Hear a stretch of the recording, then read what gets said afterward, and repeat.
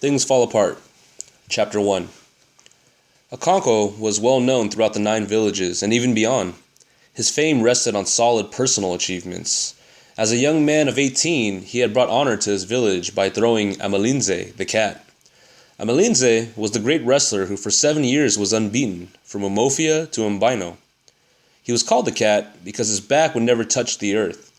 It was this man that Okonkwo threw in a fight, which the old men agreed was one of the fiercest since the founder of their town engaged a spirit of the wild for 7 days and 7 nights. The drums beat and the flutes sang, and the spectators held their breath.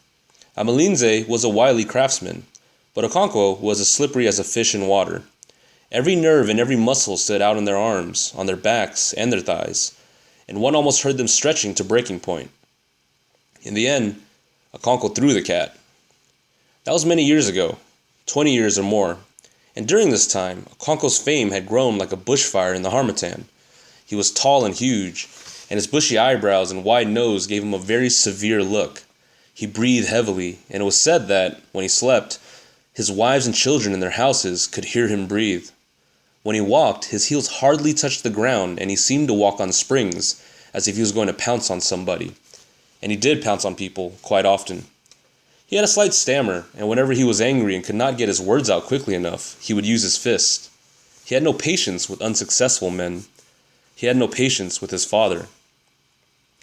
Unoka, for that was his father's name, had died 10 years ago. In his day he was lazy and improvident, and was quite incapable of thinking about tomorrow. If any money came his way, and it seldom did, he immediately bought gourds of palm wine, called around his neighbors, and made merry. He always said that whenever he saw a dead man's mouth, he saw the folly of not eating what one had in one's lifetime. Unoka was, of course, a debtor, and he owed every neighbor some money, from a few cowries to quite substantial amounts. He was tall but very thin, and had a slight stoop. He wore a haggard and mournful look, except when he was drinking or playing the flute. He was very good on his flute, and his happiest moments were the 2 or 3 moons after the harvest when the village musicians brought down their instruments hung above the fireplace. Unoka would play with them, his face beaming with blessedness and peace. Sometimes another village would ask Unoka's band and their dancing egugu to come and stay with them and teach them their tunes. They would go to such hosts for as long as 3 or 4 markets, making music and feasting. Unoka loved the good fare and the good fellowship, and he loved the season of the year, when the rains had stopped and the sun rose every morning with dazzling beauty. It was not too hot either, because the cold and dry Harmattan wind was blowing down from the north. Some years the Harmattan was very severe, and a dense haze hung on the atmosphere. Old men and children would then sit round log fires, warming their bodies. Unoka loved it all, and he loved the first kites that returned with the dry season, and the children who sang songs of welcome to them. He would remember his own childhood, how he had often wandered around looking for a kite sailing leisurely across or against the blue sky. As soon as he found one, he would sing with his whole being, welcoming it back from its long, long journey and asking if it had brought home any lengths of cloth. That was years ago, when he was young. Unoka, the grown-up, was a failure. He was poor, and his wife and children had barely enough to eat. People laughed at him because he was a loafer, and they swore never to lend him any more money because he never paid it back. But Unoka was such a man that he always succeeded in borrowing more and piling up his debts. One day, a neighbor called Okoye came in to see him. He was reclining on a mud bed in his hut, playing on the flute. He immediately rose and shook hands with Okoye, who then unrolled the goatskin which he carried under his arm and sat down. Unoka went into an inner room and soon returned with a small wooden disc containing a kola nut, some alligator pepper, and a lump of white chalk. "I have kola," he announced when he sat down and passed the disc over to his guests. "Thank you. He who brings kola brings life, but I think you ought to break it," replied Okoye, passing back the disc. "No, it's for you, I think." And they argued like this for a few moments before Unoka accepted the honor of breaking the kola. Okoye, meanwhile, took the lump of chalk, drew some lines on the floor, and then painted his big toe. As he broke the kola, Unoka prayed to the ancestors for life and health, and for protection against their enemies. When they had eaten, they talked about many things, about the heavy rains which were drowning the yams, about the next ancestral feast, and about the impending war with the village of Mbino. Unoka was never happy when it came to wars. He was, in fact, a coward, and could not bear the sight of blood. And so he changed the subject and talked about music, and his face beamed. He could hear in his mind's ear the blood-stirring and intricate rhythms of the ikwe and the udu and the ogene. And he could hear his own flute weaving in and out of them, decorating them with a colorful and plaintive tune. The total effect was gay and brisk, but if one picked out the flute, as it went up and down and then broke up into short snatches, one saw that there was sorrow and grief there. Okoye was also a musician. He played on the ogone, but he was not a failure like Unoko. He had a large barn full of yams, and he had 3 wives.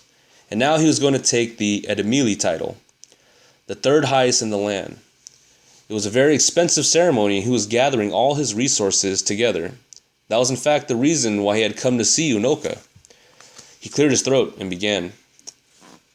Thank you for the kola. You may have heard of the title I intend to take shortly. Having spoken plainly so far, Okoye said the next half a dozen sentences in Proverbs. Among the Igbo, the art of conversation is regarded very highly, and proverbs are the palm oil with which words are eaten. Okoye was a great talker, and he spoke for a long time, skirting around the subjects and then hitting it finally. In short, he was asking Unoka to return the 200 cowries he had borrowed from him more than 2 years before. As soon as Unoka understood what his friend was driving at, he burst out laughing. He laughed loud and long, and his face rang out clear as the ogone, and tears stood in his eyes. His visitor was amazed and sat speechless. At the end, Unoka was able to give an answer between fresh outbursts of mirth. Look at that wall, he said, pointing at the far wall of his hut, which was rubbed with red earth so that it shone. Look at those lines of chalk.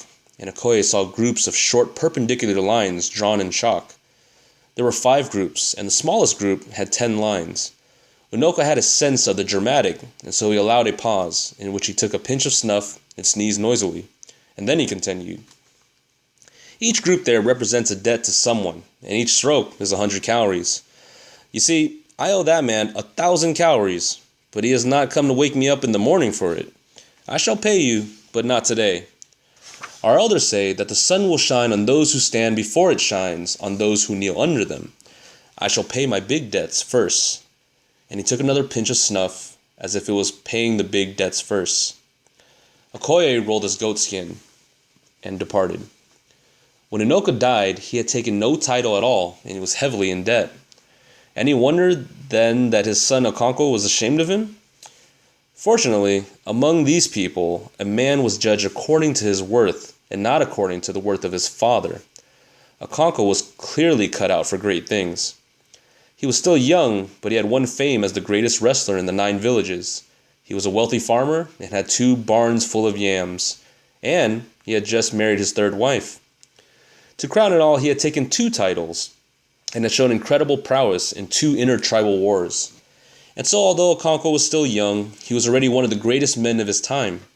Age was respected among his people, but achievement was revered. As the elder said, if a child washed his hands, he could eat with kings. Okonkwo had clearly washed his hands, and so he ate with kings and elders. And that was how he came to look after the doomed lad who was sacrificed to the village of Omofia by their neighbors to avoid war and bloodshed. The ill-fated lad was called Ikemefuna.